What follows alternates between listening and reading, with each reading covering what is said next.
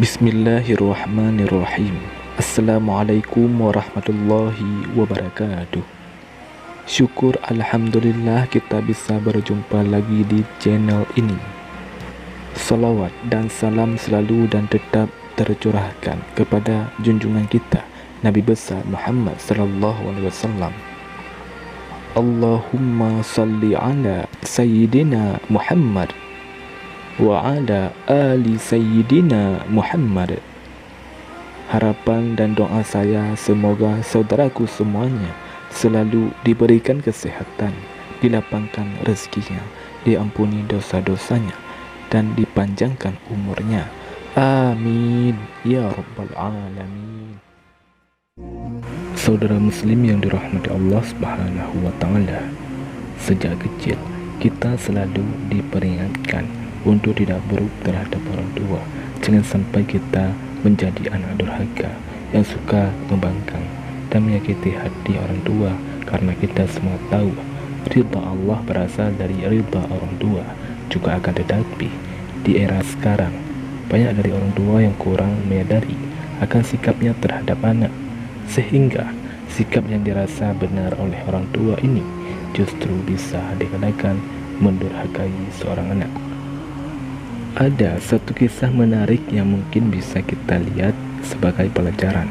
Suatu hari, ada seorang laki-laki yang menemui Umar bin Khattab untuk mengadukan kedurhakaan anaknya. Umar lalu memanggil anak tersebut, dan perbuatannya anak-anak tersebut bertanya kepada Umar, "Wahai Amirul Mukminin, setelah anak memiliki hak atas orang tuanya?" Umar menjawab, "Benar." Lantas anak tersebut bertanya, "Apa hak seorang anak?" Lalu Umar pun menjawab, "Memilih calon ibu yang baik untuknya, memberikan nama yang baik, dan mengajarinya Al-Quran." Kemudian si anak tersebut berkata, "Wahai Amirul Mukminin, ayah pernah tidak melakukan satupun dari apa yang Tuhan sebutkan itu. Ibuku wanita berkulit hitam bekas budak orang Majusi beragama. Ia menamakanku Ju'lan, tikus atau curut." Tahu jawaban si anak, Umar pun mendekati orang tua itu dan berkata, "Engkau mengadukan kedurhakaan anakmu meskipun engkau telah durhaka kepadanya sebelum ia mendurhakaimu. Engkau telah berbuat buruk sebelum ia berbuat buruk." Mendengar jawaban dari Umar, laki-laki tersebut pun meminta maaf kepada anaknya dan akan mendidiknya dengan baik. Saudara muslim yang dirahmati Allah Subhanahu wa taala, berikut ini 6 dosa orang tua terhadap anak yang paling dibenci oleh Allah Subhanahu wa taala. Yang pertama, bersikap kasar terhadap anak. Sebagai orang tua, sangat tidak disarankan untuk memaki anak karena perilakunya yang tidak kita sukai. Ketika kita menemukan sikap anak yang tidak kita suka, nasihat yang penuh kasih dan tetap dengan kasih sayang Rasulullah SAW pernah diucapkan, "Sesungguhnya kalian akan dipanggil pada hari-hari dengan nama kalian dan nama ayah kalian, maka perbaikilah nama kalian." Hadis riwayat Abu Daud. Marah atau memaki anak tidak disarankan, apalagi sampai memaki anak dengan memanggil mama yang tidak sesuai dengan nama si anak. Yang kedua, pilih kasih kepada anak. Orang tua yang memiliki anak lebih dari satu sangat tidak dianjurkan pilih kasih atau bahkan memberi lebih kepada anak kesayangan dibanding dengan anaknya yang lain, sehingga yang terjadi adalah ada anak lain yang merasa terabaikan. Sikap pilih kasih orang tua kepada anak bisa memicu putusnya tali silaturahmi antara sesama anak dan bisa menyebabkan kecemburuan sosial di antara anak-anak yang lain. Dalam hadis sahih yang diriwayatkan oleh Imam Muslim pernah dijelaskan bahwa Nu'man bin Bashir pernah bercerita, "Ayahku menginfakkan sebagian hartanya untukku. Ibuku Amrah binti Rawahah kemudian berkata, 'Saya tidak suka engkau melakukan hal itu,' sehingga menemui Rasulullah. Ayahku kemudian berangkat menemui Rasulullah SAW sebagai saksi, 'Ada sedekah yang diberikan kepadaku.' Rasulullah berkata kepadanya, 'Apakah engkau melakukan hal ini kepada seluruh anak-anakmu?' Ia berkata, 'Tidak, Rasulullah SAW berkata, bertakwalah kepada Allah dan berlaku adillah kepada anak-anakmu. Ayahku kemudian kembali dan menarik lagi sedekah itu. Hadis riwayat Muslim. Kita sebagai orang tua sangat dianjurkan untuk berlaku adil kepada setiap anak menurut kebutuhannya masing-masing.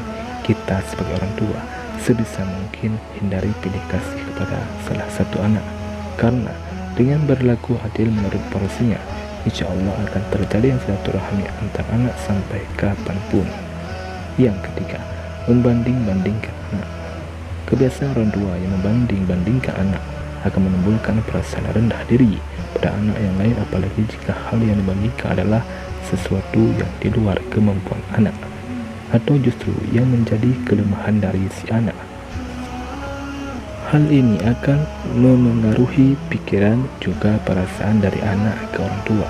Contoh mudah yang bisa kita lihat atau bahkan sering kita lakukan sendiri adalah membandingkan nilai pelajaran anak dengan temannya yang memiliki nilai jauh lebih tinggi.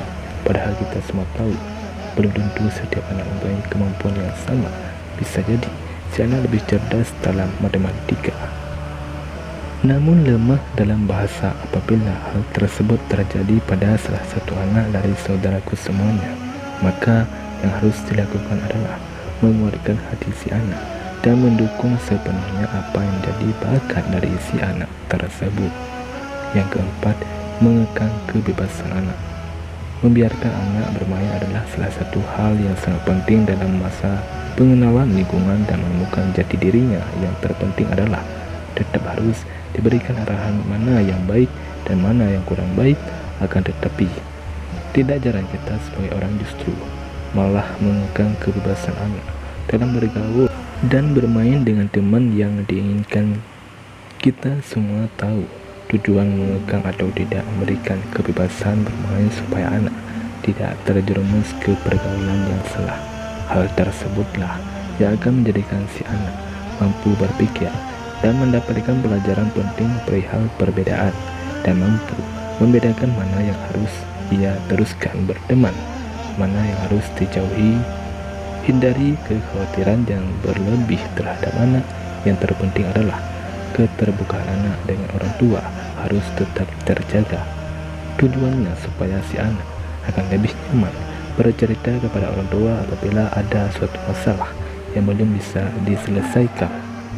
Disinilah kesempatan kita sebagai orang tua untuk mengarahkan dan memberikan pengetahuan kepada anak mengenai baik dan buruknya akan suatu hal. Yang kelima, mendoakan keburukan kepada anak.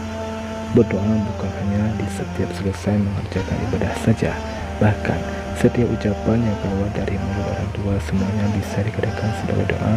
Terkadang kita sebagai orang tua tidak sadar apabila mendapati anak yang tidak mematuhi perintah, kita langsung berkata buruk kepada anak.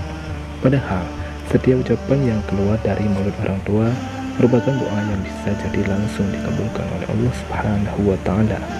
Abu Hurairah radhiyallahu anhu berkata bahwa Rasulullah SAW pernah bersabda, ada 3 doa yang dikabulkan: doa orang yang teraniaya, doa musafir, dan doa keburukan orang tua atas anaknya.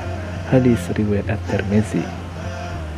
Pesan saya kepada orang tua adalah berhati-hatilah dalam berbicara kepada anak. Berpikirlah terlebih dulu apabila hendak marah kepada anak dan hindari sebisa mungkin terbawa emosi saat marah kepada anak, apalagi sampai mengumpah si anak dengan ucapan yang kurang baik, karena hal tersebut bisa saja terjadi kepada si anak di kemudian hari. Dan jika memang benar terjadi, barulah kita akan menyesalinya. Lalu apa yang harus kita lakukan supaya tidak terbawa emosi? Hal yang bisa kita lakukan adalah memperbanyak istighfar terlebih dulu, lalu tanyakan alasan kepada si anak perihal apa yang menurut kita orang tua menjadi kesalahan dari si anak. Kemudian berikan perumpamaan dan saran, lalu kembalikan kepada si anak supaya menentukan pilihan. Insya Allah si anak tidak merasa tersakiti hatinya dan mampu berpikir bahwasannya hal yang dikerjakan tersebut kuranglah baik dan harus ditinggalkan. Yang keenam, tidak memberi pendidikan kepada anak. Yang dimaksud pendidikan dalam hal ini bukanlah sekedar pendidikan sekolah saja, akan tetapi juga mengikut berbagai macam aspek kehidupan. Misalnya adalah pendidikan agama, sosial, budaya, dan lain sebagainya. Setiap orang tua wajib memberikan pembekalan keterampilan kepada setiap anak-anaknya, sehingga keterampilan tersebut bisa mengantarkan anak untuk menemukan jati diri perihal menemukan kehidupan yang bahagia dunia maupun akhirat. Apabila kita mengabaikan pendidikan anak, maka bisa dikatakan anak tersebut layaknya anak yatim, padahal masih mempunyai kedua orang tua.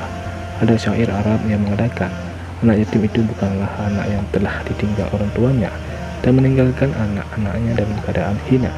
Sesungguhnya, anak yatim itu adalah anak yang tidak dekat dengan ibunya, yang selalu menghindar darinya, atau ayah yang selalu sibuk dan tidak ada waktu bagi anaknya. Kalau kita menyimpulkan, syair tersebut ingin menyampaikan bahwa perhatian adalah kunci penting dalam mendidik anak supaya sukses di dunia dan akhirat. Adalah sebuah bentuk kedurhakaan terhadap anak apabila kita sebagai orang tua justru tenggelam dalam kesibukan, sehingga yang terjadi adalah kita lupa untuk mengajarkan anak tentang akidah agama. Rasulullah SAW pernah bersabda, ajarilah anak-anakmu salat saat mereka berusia 7 tahun, dan pukullah mereka bila tidak melaksanakan salat pada usia 10 tahun. Hadis riwayat At-Tirmizi. Saudara muslim yang dirahmati Allah Subhanahu wa taala, demikianlah yang dapat saya berikan pada video kali ini. Semoga kita semua senantiasa menghindari dan menjauhi 6 dosa tersebut, dan semoga kita semua selalu dalam lindungan Allah Subhanahu wa taala. Amin ya rabbal alamin. Wallahu a'lam bishawab. Assalamualaikum warahmatullahi wabarakatuh.